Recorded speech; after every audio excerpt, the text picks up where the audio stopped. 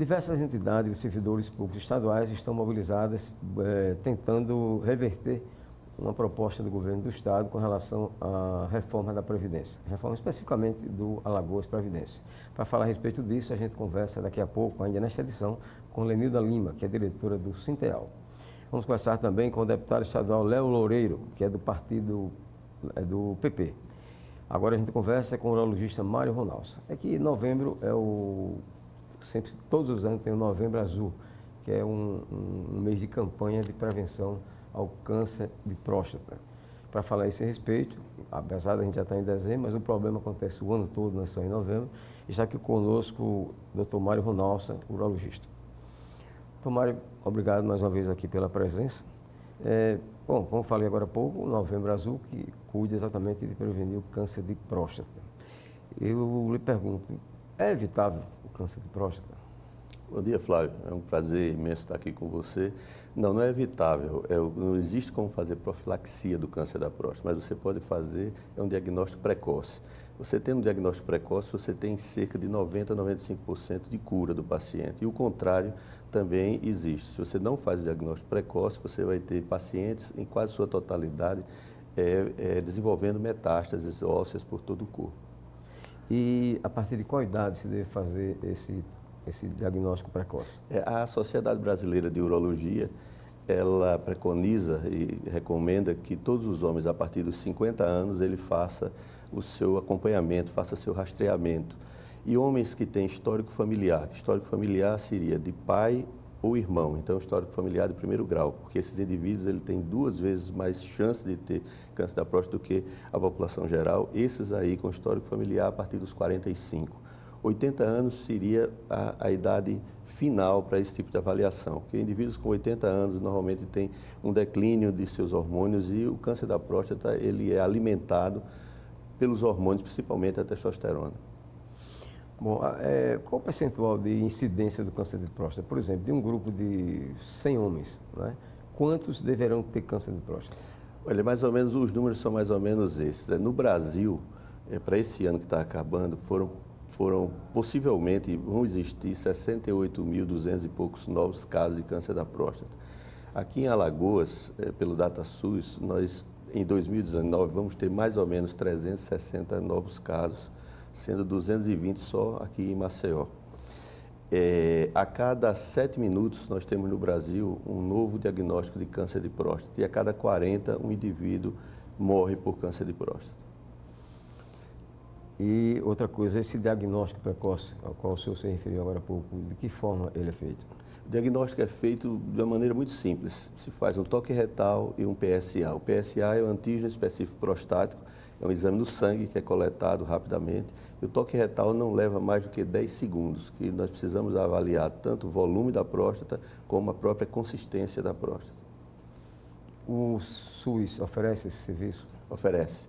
O SUS, de uma forma geral, apesar da demanda, que é estúpida, né, muito grande, são poucos urologistas para tanta gente a ser avaliado, mas o SUS oferece a consulta, o toque retal, o PSA e os demais desdobramentos que vierem a existir a partir daí.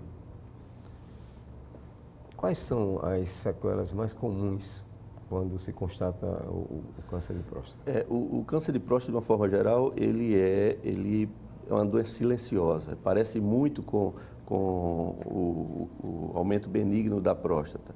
Mas o indivíduo que é tratado e operado normalmente ou submetido a uma radioterapia para o tratamento, normalmente ele fica com alguns problemas.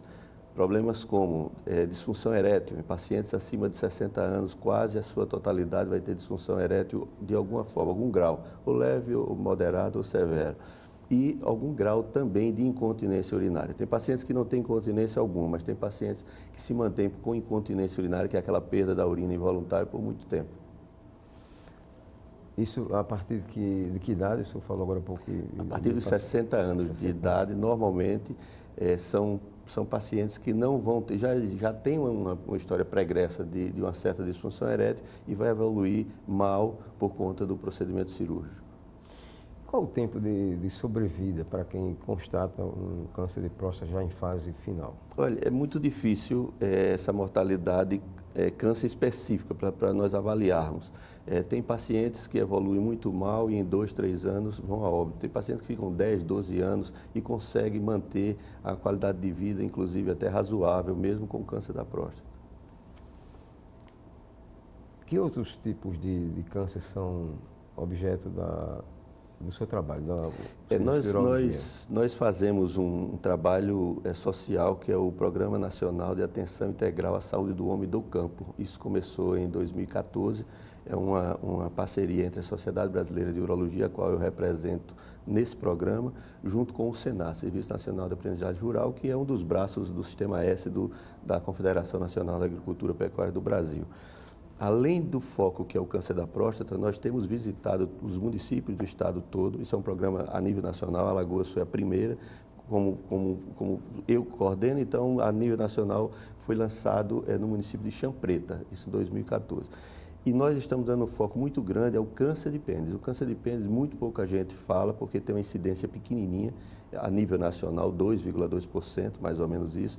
Não aparece nas tabelas de levantamento e notificações do Instituto Nacional do Câncer, mas ele é um tumor muito agressivo, que traz muitas complicações, muitos desdobramentos ruins, inclusive pacientes que precisam ser amputados, os pênis, eles podem, e tem um risco muito grande de suicídio, porque ele mantém seus níveis hormonais, tem desejo sexual, mas não tem o órgão para que consuma esse desejo sexual dele. Então, o câncer de pênis, eu acho que precisa ser muito bem valorizado dentro dessas campanhas, principalmente dentro do Novembro Azul. E quais são as causas do câncer de pênis? Câncer de pênis está muito associado com a fimose, que é aquele couro comprido que cobre a glande, que é a cabeça do pênis, a má higienização e também doenças sexualmente transmissíveis, principalmente o HPV, papiloma vírus humano. Mulheres que têm câncer de colo de útero e homens que têm câncer de pênis, eles têm uma relação muito grande. Então, descobrindo-se câncer de pênis no homem, precisa ser avaliada a parceira e vice-versa também. Então, Mário Ronossa, qual é o custo de uma cirurgia dessa particular? É muito difícil porque depende de cada hospital e depende de cada procedimento. Como que vai ser? Se é uma cirurgia convencional ou aberta, se é uma cirurgia que vai ser feita por videolaparoscopia, que é um acesso, ou se vai ser por videolaparoscopia auxiliada por robô. Alagoas não tem ainda robô. Nós já temos robô em Pernambuco, já temos robô em Sergipe, mas Alagoas ainda não tem porque o custo é muito caro.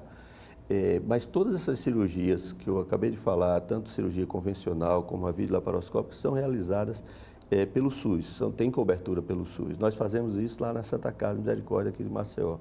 É uma rotina, fazemos esse tipo de cirurgia e os custos para o paciente, apesar que ele paga também, né, porque o paciente, no final das contas, é quem está pagando todas essas contas aí, mas ele consegue internar e fazer tudo pelo SUS. O que é que o senhor teria a dizer com aquelas pessoas que têm o costume, em problemas de saúde, principalmente aqueles um pouco mais graves, procurarem outros centros hospitalares em detrimento de Alagoas? Na realidade, quem tem um poder aquisitivo maior tem procurado os grandes centros.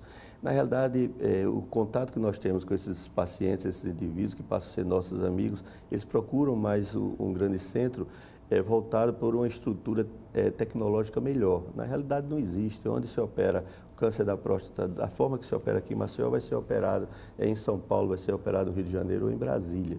Mas existe, isso é cultural ainda, de quem tem um poder aquisitivo melhor e para um centro maior procurar sua sobrevida de uma forma melhor. Ok, nosso muito obrigado ao urologista Mário Ronossa pela sua participação aqui em Conjuntura. Vamos agora ao intervalo. A gente volta daqui a pouco conversando com Lenilda Lima, diretora do Sinteal, Sindicato dos Trabalhadores da Educação de Alagoas. Até já.